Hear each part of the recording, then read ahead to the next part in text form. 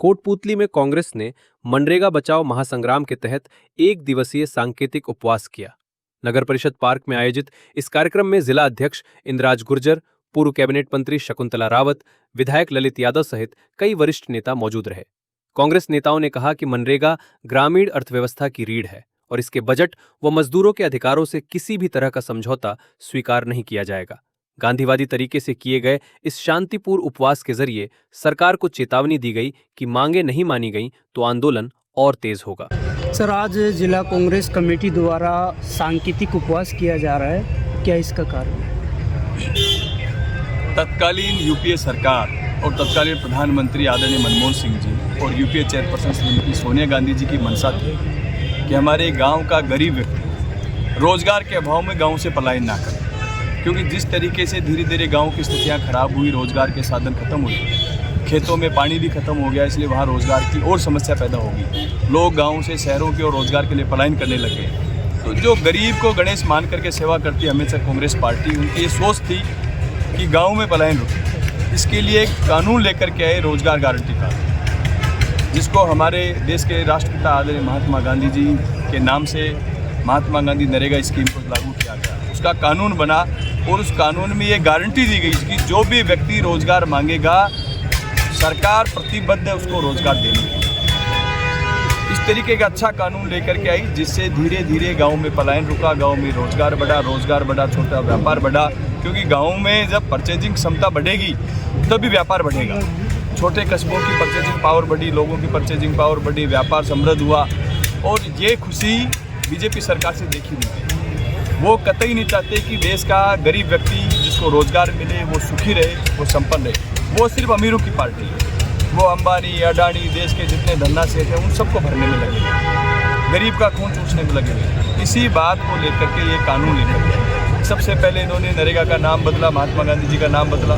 जिस महात्मा गांधी जी ने देश में आज़ादी दिलाने में सबसे बड़ा योगदान दिया हिंदुस्तान को, उनका नाम बदला। उसके बाद उस कानून को इतना कमज़ोर कर दिया कि वो एक तरह से समाप्ति के कगार पे 60-40 के रेशो कर दिया। पहले पूरा पैसा केंद्र सरकार देती थी नरेगा में, अब इन्होंने रेशो कर दिया कि 40% पैसा स्टेट गवर्नमेंट देगी। स्टेट गवर्नमेंट की फाइनेंशियल स्थिति किसी की वैसी नहीं है कि वो 40% पैसा नरेगा के अंदर दे सके। उसके अलावा भी उन्होंने ये कहा है कि नरेगा में क्या काम होगा ये केंद्र सरकार तय करेगी। कोटपूतली के किसी गाँव में क्या रोजगार चाहिए ये केंद्र सरकार को क्या पता, वो कैसे तय करेंगे इस बात को?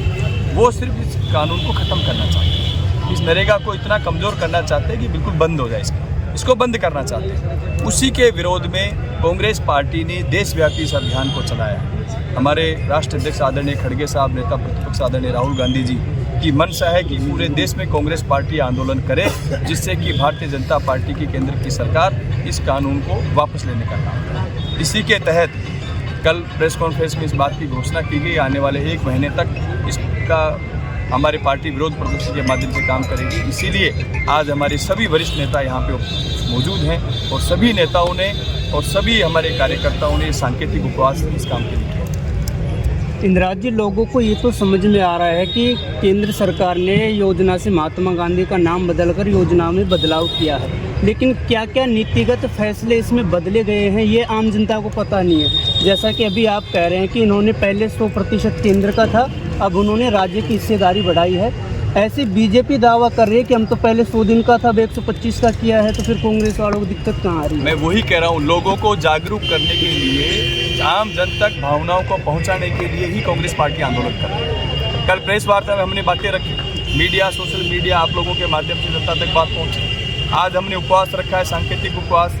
आप लोगों के माध्यम से ये बात भी जनता तक पहुँचे कि कांग्रेस पार्टी इस बात के लिए उपवास कर रही है। अब इसके अलावा हम धीरे धीरे गाँव में जाएंगे, ग्राम सभाओं के माध्यम से, नरेगा मजदूरों से संवाद के माध्यम से उनको हम ये बताएंगे कि केंद्र की सरकार ने कितना बड़ा कुठाराघात नरेगा के ऊपर किया है। क्योंकि आम आदमी को ये बात सही है कि उनको पूरी इस बात की जानकारी नहीं कि इसमें क्या क्या कमियाँ हैं। जब 40% पैसा स्टेट गवर्नमेंट देगी ही नहीं तो उसको केंद्र सरकार मंजूरी नहीं देगी। गाँव में क्या काम चाहिए ये केंद्र सरकार तय करेगी। जिस गाँव में रिक्वायरमेंट ही नहीं होगी वो करेंगे नहीं उस काम को। गांव वाले चाहते हैं कुछ काम हो, पहले तो हम किसान को भी हमारी सरकार ने तय किया था किसान खुद के खेत में काम करे, उसको भी नरेगा से जोड़ दिया था। खुद के खेत में काम करके भी मजदूरी ले सकता है। अब ये उन सब स्कीमों को इन्होंने ख़त्म कर दिया। खत्म कर दिया। इसी बात को जन जन तक पहुंचाने के लिए, जनता को जागरूक करने के लिए और जन आंदोलन नरेगा का बनाने के लिए ही कांग्रेस पार्टी प्रतिबद्ध है। इसी महीने महात्मा गांधी की पुण्यतिथि है और अगले महीने से विधानसभा का सत्र भी शुरू होने वाला है। जिले के जो एकमात्र कांग्रेस विधायक ललित जी भी बैठे हैं। कैसे सड़क से संसद और विधानसभा तक कांग्रेस पार्टी इस मुद्दे को लेकर जाएगी? देखिए, सड़क पे हम लड़ रहे हैं। आप देख रहे हैं पिछले कई दिनों से, आप पिछले महीने 2 महीने से, जब से हमारे जिला कांग्रेस कमेटी का गठन हुआ है, हमारे सभी वरिष्ठ नेता, हमारे विधायक, पूर्व विधायक, मंत्री, पूर्व मंत्री और सभी हमारे पदाधिकारी सब मेहनत कर रहे हैं, आम जन की समस्याओं को उठाने का काम कर रहे हैं। आने वाले समय में विधानसभा सत्र चलेगा। हमारे जिले के विधायक ललित यादव जी पुरजोर तरीके से जिले की मांगों को भी रखेंगे, नरेगा की मांग को भी रखेंगे और भी जो मांगे हैं उनको सदन तक उठाने का काम करेंगे। लोकसभा, राज्यसभा में हमारे पार्टी के सांसद इस मामले को उठा रहे हैं और कांग्रेस पार्टी प्रतिबद्ध है, क्योंकि जिस दिन ये कानून विधेयक के लोग ला रहे थे उस दिन संसद में भी बहुत भारी हंगामा हुआ, लेकिन चूंकि बहुमत इनके पास था, सभी सांसदों ने बाइकाट किया, उसके बाद भी इन्होंने उसको पास कराया। मेरा नाम ललिता देवी है, गांव भोजावास, तहसील कोटपुतली बहरोड। मैं नरेगा में 2022-23 से काम कर रही हूँ। मैट का कार्य किया मैंने, पूरी मेहनत से, समय पे जाना, समय पे आना। उसके बावजूद भी मुझे पेमेंट नहीं मिल पा रहा। इस वजह से मैंने मैट का कार्य करना छोड़ दिया। मैट का कार्य छोड़ने की वजह बस मेरी पेमेंट का ही है। कितने टाइम से नहीं आ रहा पेमेंट आपका? पेमेंट मेरे को 2022-23 में लगी थी, उसका पेमेंट आज तक भी नहीं आया। आपने इसी वजह से मैंने पेमेंट रुकने की वजह से मैंने कार्य छोड़ दिया। ये आपने अधिकारियों को बताया हुआ कि मेरे पेमेंट नहीं है, उनका जवाब कुछ आया हो? कोई जवाब नहीं दिया। बस ऐसे कहते हैं हमें कि हमने फाइल लगा रखी है, बिल पास कर रखा है, आ जाएंगे।